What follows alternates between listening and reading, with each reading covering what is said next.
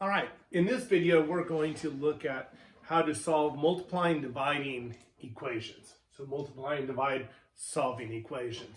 Okay, just like before, just like all solving equations, it goes with a simple three-step thing. First, find what's happening in the variable.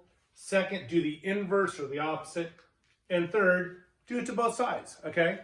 And that's the theme for all solving equations. If you get that down, solving equations will be easy, okay? So let's look at the first one, cy or 6y equals 30. Remember, number next to variable means multiply. So we're finding what's happened in the variable or multiplying by 6. So 6 times y. Do the inverse or the opposite. The opposite of multiply by 6 is divide by 6. So we're going to divide by 6. Do it to both sides, divide by 6. Okay?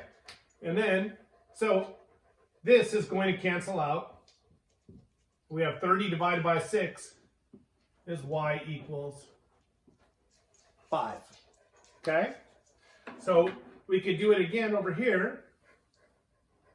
And I'll go over the steps of why that's happening again. But here, x divided by 4 equals 8. Remember, if it's in a fraction, that means divided by.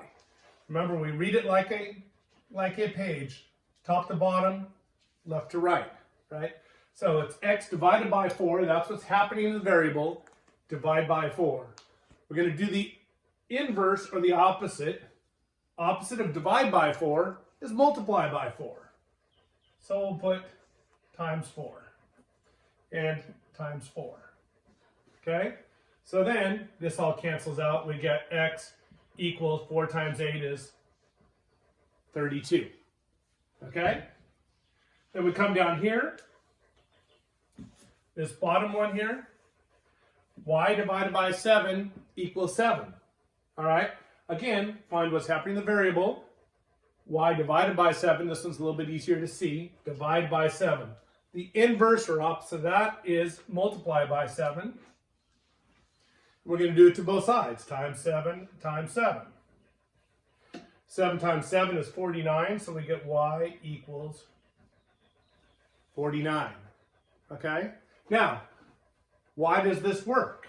Well, we can't just do things because Mr. Martinez says. Although, you know, if I were king, maybe we could. But I'm not. Okay. So up here, what we do, if we're dividing by, it's like a fraction, right? Division is a fraction. So if we're going to put a 6 up here, 6 down here, we can reduce it. Remember, just like we're multiplying fractions or whatever. We can reduce it. 6 divided by 6 is 1, and then we end up with 1 times y. Well, 1 times y equals y. Remember, identity properties of multiplication. 1 times y equals y. Then we got y by ourselves, and then over here we did all this, and we got y equals 5. Okay? That's why we can do it, because we can't just do it because we're doing it for a purpose with the properties of numbers. Okay, so here, if we have x divided by 4, so if we put that and we said x divided by 4, we wanted to multiply this whole thing times 4, we can multiply it by a fraction times 4 over 1. Aha, again, now we can reduce. 1 times x equals x. And that's what we did over here. We got all this to equal x. That's why we can do it. Okay?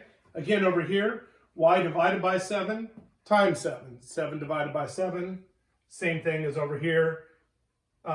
Is 7 divided by 7 is 1. Y times 1, or divided by 1, is y. So that equals y. Okay? So, with that, good luck and have fun.